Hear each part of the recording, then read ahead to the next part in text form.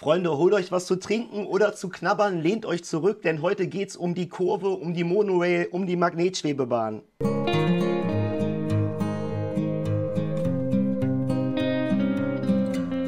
Hey Freunde des kleinen Maßstabs, ich begrüße euch zum 12. Update meiner Microscale-Welt. Heute geht es weiter mit unserem Monorail-Gleis. Also wir bauen noch kein Haus, weil dieses Thema beschäftigt mich einfach ohne Ende.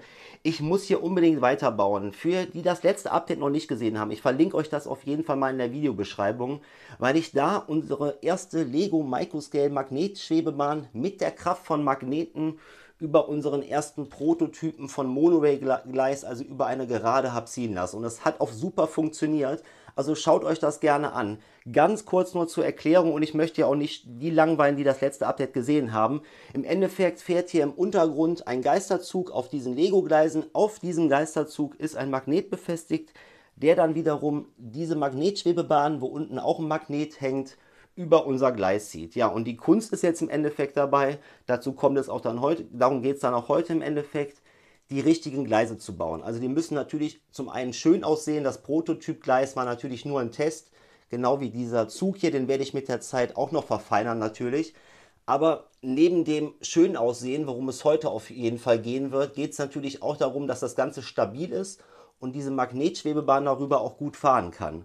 Genau, also habe ich einiges an Teilen bestellt, habe mir natürlich viele Gedanken gemacht, wie ich vor allem die Kurve gestalten möchte, weil ich denke, das ist auf jeden Fall das Komplizierteste an der ganzen Sache. Da kam ja auch schon einiges zu in den Kommentaren. Auch da nochmal vielen, vielen Dank für die ganzen Kommentare, für das ganze Feedback, für die ganzen Abos. Wir haben sogar die 300er Abo-Marke schon geknackt. Echt der absolute Wahnsinn, damit habe ich echt nicht gerechnet und das motiviert mich natürlich weiterhin, die ganzen, ja, euch die Stadt hier weiterhin zu zeigen und die Videos hier hochzuladen bei YouTube.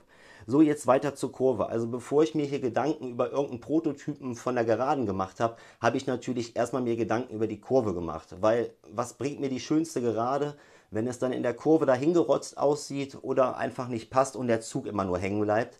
Also war natürlich hier wichtig, die richtige Technik zu finden, die richtige Bautechnik und dass das Ganze noch gut aussieht. Und ich denke, da habe ich eine gute Lösung gefunden. Seid da mal gespannt, das zeige ich euch dann gleich. Und ich gehe auch davon aus, dass das klappen wird. Ich habe das jetzt bis jetzt hauptsächlich nur in meinem Kopf durchgespielt, aber habe ich schon einige Sachen. Bis jetzt ist es meistens gut gegangen. Also wir bleiben optimistisch. Ich war einkaufen bei Bricklink, habe 2x2er Time Modified bestellt und 1x2er Time Modified mit dieser Gitteroptik. Ja, und hier sind halt außen diese Noppen.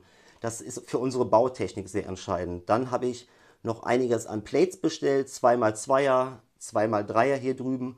Und dann war ich noch bei der Klemmbausteinwelt shoppen. Das ist ein Online-Shop, die alternative Klemmbausteine verkaufen. Echt eine gute Qualität. Verlinke ich euch gerne in der Videobeschreibung. Da habe ich einmal 4er Bricks gekauft und noch einiges an Plates und auch Brick Modified, die aber jetzt schon nicht mehr hier liegen, weil ich natürlich schon einiges getestet habe. Und zwar habe ich hier schon mal angefangen, ne, mit unserem Unterbau, mit dieser Snot-Bautechnik, wo wir ja dann hier unser Monorail-Gleis drauf befestigen. Aber das zeige ich euch jetzt gleich noch ein bisschen genauer. Ja, und ich würde sagen, bevor ich jetzt hier noch weiter quatsche, ach, eine Sache wollte ich euch nur zeigen. Wundert euch nicht, warum dieses Gleisstück hier liegt. Das habe ich hier unten einmal rausgenommen aus der Ecke, weil ich natürlich hier eine Art Schablone brauche, dass wir hier die Kurve auch im richtigen Radius bauen und dass ich hier nicht irgendeinen Fehler mache. Das baue ich natürlich später dann wieder ein. Ja, und jetzt würde ich sagen, starte ich und nehme euch natürlich auf dem ganzen Weg wieder mit. Also bleibt mal am besten dran.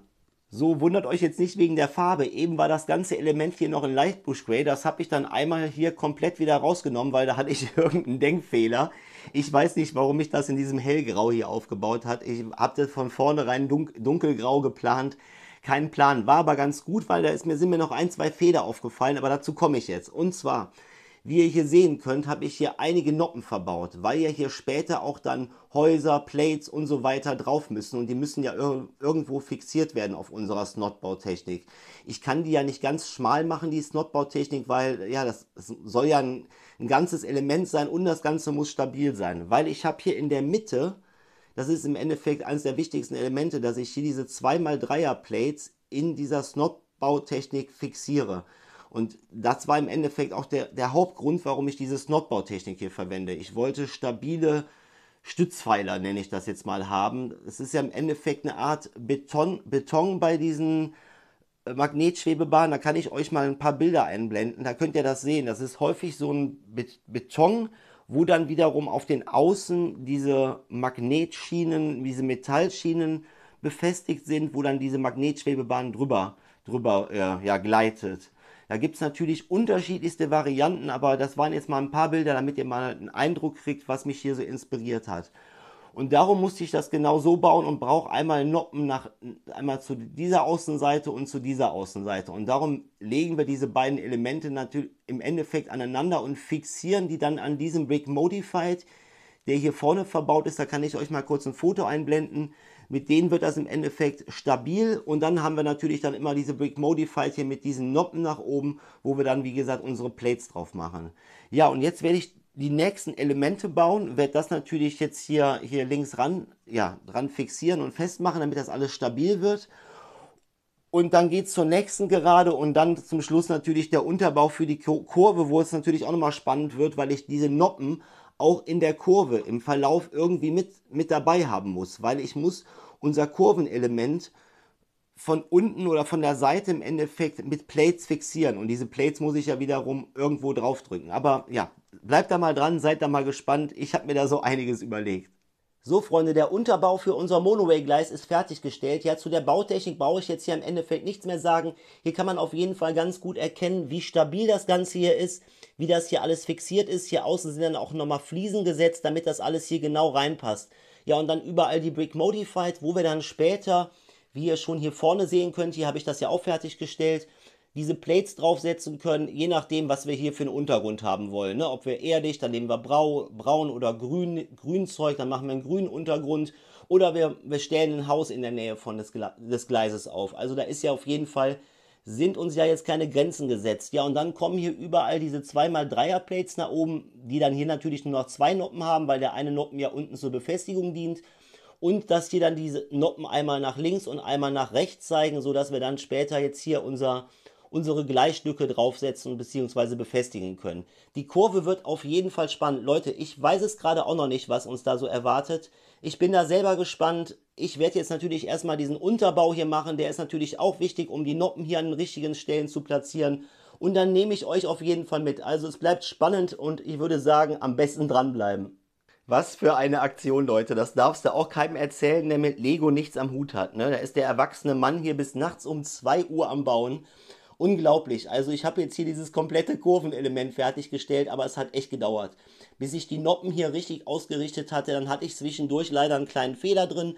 Hat eine Plate zu viel eingebaut, im Endeffekt eine Ebene zu viel. Das hat dann dazu geführt, dass das später, was ich euch eben schon erzählt hatte, hier nicht mehr bündig war und mir die Noppen hier ein bisschen zu weit hochgerutscht waren. Also nochmal alles abgerissen.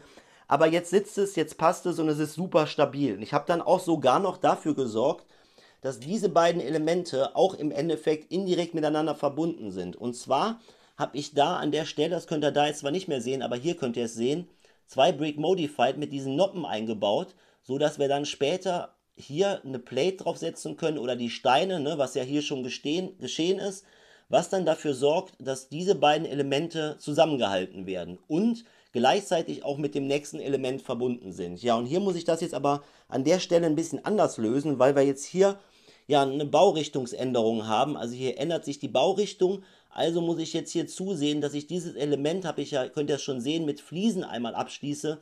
Ja, so dass das hier ein glatter Übergang ist und hier nicht irgendwelche Lücken oder sowas vorhanden sind. Ja, das werde ich jetzt einsetzen. Dann werde ich hier noch das eine Element abändern. Und zwar habe ich hier an der Stelle ja unser Gleisstück zu lang gebaut, weil hier kommt ja schon die Kurve und das habe ich erst nicht bedacht. Das führt dazu, dass ich hier die Anordnung, die Symmetrie nochmal ein bisschen ändern musste. Vorher hatten wir hier überall 6er Noppenabstände. Jetzt haben wir hier auf den Außen 6er Noppenabstände und in der Mitte jeweils 4 Noppenabstände, sodass das Ganze symmetrisch bleibt. Und das gleiche musste ich auch hier auf dem Element nochmal auf diesem Gleisstück machen. Aber da bleibt im Endeffekt alles mit einem 6er Noppenabstand, außer hier an der Stelle haben wir einen 4er Noppenabstand. Ja, und ich würde sagen, bis jetzt sieht das Ganze noch gut aus, aber jetzt wird es auch spannend hier für mich, ehrlich gesagt. Also das war jetzt zwar viel Arbeit und viel Frickelei, aber jetzt wird es kompliziert, jetzt wird es aufregend und ich hoffe, dass das Ganze jetzt hier mit der Kurve so funktioniert, wie ich mir das vorgestellt habe, aber ich werde euch mal im nächsten Schritt zeigen, was ich da so vorhabe. Ja, was hat er jetzt hier vor? Ja, erstmal ist er komplett durch den Wind. Ich habe jetzt erstmal, glaube ich, 10 Minuten mein Mikrofon gesucht und dann nochmal weitere 5 Minuten diesen verlängerten Finger, den ich hier immer benutze. Ja, unglaublich. Jetzt hier zu der Bauweise. Das sind im Endeffekt die Elemente, die ich jetzt für unser Gleis verwenden werde. Habe ich euch ja schon eben im Endeffekt kurz vorgestellt. Gitterelemente, dann diese modifizierten Plates, wo diese Noppen oben dran sind. Die 2x3er Plates haben wir ja eingebaut. Ja, und jetzt bringe ich diese Gitterelemente an diese Noppen im Endeffekt an. Ja, so sieht das Ganze dann aus. Ja, keine große Aktion. Ich verbinde im Endeffekt diese beiden Teile durch dieses Plate Modified mit dieser Gitteroptik. Ja, und jetzt kommt, dieses wird dann im Endeffekt an diese 2x3er Plate dran gemacht und somit dann mit unserem, ja, festen Unterbau verbunden. Ja, so wird es dann verbunden mit dem Unterbau, da könnt ihr es sehen. Und dann werde ich jetzt hier in die Mitte im Endeffekt nochmal so eine Fliese ransetzen, um nochmal die Optik auf jeden Fall um einiges zu verbessern. Weil das soll ja im Endeffekt so einen Beton-Look kriegen, dieses Light Blue Grey.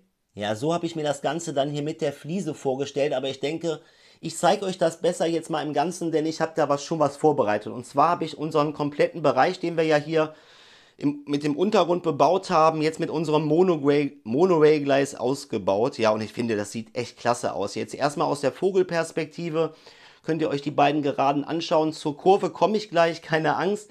Jetzt werde ich mal runtergehen, damit ihr euch mal anschauen könnt, wie das so mit der Optik aussieht. Und ich finde, das sieht echt klasse aus. Ich finde, ich habe hier diese Betonoptik ganz gut getroffen. Zwischendurch immer diese Betonpfeiler noch zwischendurch und oben dann in Dark Blue Grey dann unseren Gleisabschnitt, der unsere Magnetschwebebahn ja im Endeffekt führt. Und dann auch hoffentlich jetzt gleich um die Kurve führen wird, aber dazu komme ich jetzt gleich. Ja, und dann habe ich jetzt hier ja diese 1x2er Fliesen überall hingesetzt. Hier rechts habe ich mal ein 1x2er Slope hingesetzt, ne? So im Endeffekt ja dann so eine Eckfliese. Ich finde, das sieht auch klasse aus. Ich kann mich da aber absolut noch nicht festlegen.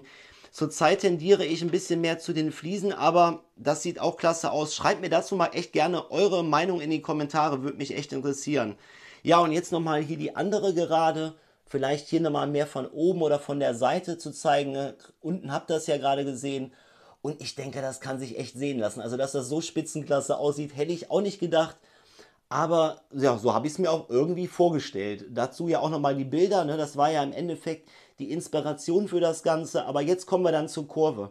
Ich hatte ja schon ganz am Anfang erwähnt von diesem Video oder auch schon mal von einem anderen Video, dass ich mir natürlich so einige Gedanken darüber gemacht habe, bevor ich hier mit dieser Magnetschwebebahn bzw. mit diesem Monorail-Gleis angefangen habe, wie ich diese Kurven machen möchte. Und genau darum habe ich das so gebaut. Ich kann euch das jetzt schon mal kurz hier demonstrieren. Wenn ich dieses Element nehme, dadurch, dass ich das alles so miteinander verbunden habe, kann ich das jetzt, wenn ich das so nehme, ups, jetzt ist es gerade gebrochen, natürlich der Vorführeffekt, aber ich habe hier ja noch ein zweites Element, kann ich das biegen. Und genau das brauchen wir ja in der Kurve, da könnt ihr das ganz gut sehen. Weil die Kurve natürlich ja, einen sehr engen Radius hat, muss ich das Element jetzt hier echt gut biegen, beziehungsweise die beiden Elemente und die in die richtige Position bringen. Und deswegen habe ich ja auch genau auf Außen hier alles sehr stabil gebaut, weil hier wird einiges an Spannung und einiges an Druck entstehen. Aber ich bleibe da ganz optimistisch, baue das jetzt ran und zeige euch mal, wie das aussieht. Und dann lassen wir nachher auf jeden Fall auch noch unsere Magnetschwebebahn fahren. Aber verzeiht es mir bitte, das ist immer noch ein Prototyp, der ist komplett auseinandergerupft. Mir geht es jetzt hier einfach nur darum, um zu testen, ob unsere Magnetschwebebahn hier um die Kurve kommt. Ich werde später nochmal, also bei einem anderen Update, auf jeden Fall eine schönere Magnetschwebebahn bauen, wenn ich die richtigen Teile dafür da habe. Aber hier geht es jetzt echt um die Technik und dass das alles funktioniert. Wir haben ja heute auf jeden Fall unser Gleis, würde ich doch mal sagen, um einiges verschönert. Also Kurve, ich komme. Die Kurve kommt sofort. Ich wollte euch aber noch mal ganz kurz meine neue Magnetschwebebahn zeigen. Ich wollte ja eigentlich keine neue bauen, habe aber dann doch noch mal geschaut, was ich noch an Teilen da habe. Aber das ist natürlich immer noch optimierungsfähig. Also das ist immer noch nicht das Endprodukt. Aber es sieht auf jeden Fall noch mal um einiges geschmeidiger aus als davor unser Prototyp. Genau, und der wird dann jetzt hier gleich über unser Gleis rüberschweben. So, und jetzt kommen wir dann mal zur Kurve. Ja, hier könnt ihr die Kurve schon zum Teil sehen. Ich habe jetzt hier extra nochmal das Gleisstück draufgelassen, damit ihr auch nochmal sehen könnt, wie gut ich den Verlauf unseres Gleises, der sich ja im Untergrund befindet, hier meiner Meinung nach doch getroffen habe. Ja, jetzt nehme ich das Ganze mal weg, damit ihr euch mal die Kurve in der ganzen Pracht anschauen könnt. Oh ja, und ich würde sagen, das sieht doch echt knaller aus. Da soll noch mal einer sagen, man kann nicht selber Kurven bauen und vor allem nicht in dem Maßstab. Ich würde sagen, das ist mir echt gut gelungen. Ja, und jetzt kommt es noch darauf an, dass gleich unsere Magnetschwebebahn hier über diese Kurve drüber gleitet. Dann wollte ich euch noch eine Sache zeigen, genau hier vorne ist es. Ja, da musste ich im Endeffekt ein bisschen tricksen, weil natürlich hier das innere Element ist natürlich kürzer als das äußere Element. Das hat zur Folge, dass ich das hier einmal aber nur festklemmen musste. Ich musste hier gar nichts weiter machen. Also hier wurde nichts geklebt, hier wurde nichts gefeilt. Und aufgrund der Spannung und der Druck, der hier drauf ist, hält das Ast rein. Ja, und das Ding ist echt stabil. Also ich kann hier gegenhauen. Ich möchte jetzt nicht so doll gegenkloppen, dann reißt es mir nachher echt noch ab. Aber das Ding hält. Und jetzt würde ich mal sagen, lasse ich mal die Magnetschwebebahn hier drüber fahren.